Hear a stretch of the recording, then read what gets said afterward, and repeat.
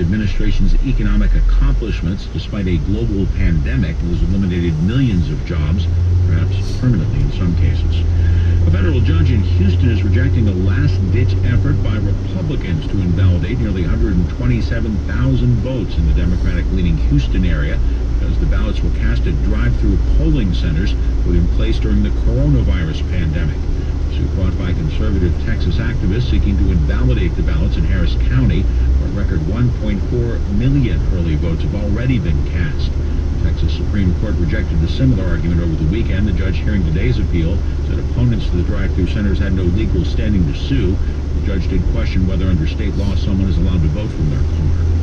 A major police operation is underway in the Austrian capital Vienna after reports of multiple shots being fired there. Carrie Skyring has more from Vienna.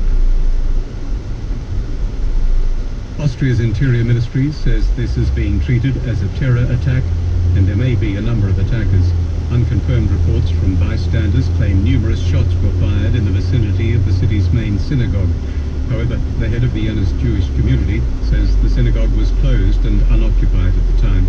Pictures posted on some media sites show injured people lying in the street. A major police operation is underway, and the public is being told to stay away from the city center. For NPR News, I'm Kerry Skyring in Vienna. Stocks closed higher amid what could be another turbulent week on Wall Street. The Dow up 423 points today. The Nasdaq gained 46 points. The S&P 500 closed up 40 points. This is NPR. Good afternoon. At 5:04, I'm Tom McDonald, WHYY News. Ahead of Election Day, voters across the region continue to drop off early ballots with county election officials.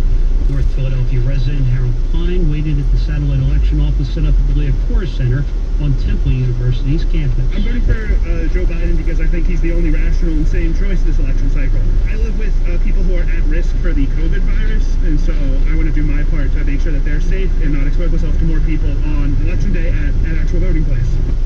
It's now too late to request a mail-in ballot. Those who haven't must vote in person tomorrow. Pennsylvania officials have asked anyone who still has a mail ballot to deliver it directly to their local county election officials by Election Day. Opponents of marijuana legalization in New Jersey are urging voters to say no to a constitutional amendment on this year's ballot. It would legalize recreational marijuana and subject it to the state sales tax. Greg Edwards runs the group Don't Let New Jersey Go to Pot. The ballot question, the constitutional amendment, does nothing at all to limit the potency of marijuana, and it doesn't prohibit the kinds of products that can be sold. Supporters, however, say legalizing the drug is a social justice issue, since black residents are more likely than their white counterparts to be arrested for possessing the drug. The states and Washington also legalized recreational marijuana. President Donald Trump and former Vice President Joe Biden are stumping in Pennsylvania the last day before Election Day. Counties report receiving more than 2.4 million mail-in absentee ballots in the premier presidential battleground state. Trump is expected to work through the state, and Biden will also do so, with Kamala Harris working her way into Philadelphia today. The Delaware Division of Public Health issued fines to 6 establishments for not following guidelines meant to prevent the spread of the coronavirus. The fines range from $100 to $15,000. The largest fine was issued to BPG Sports, which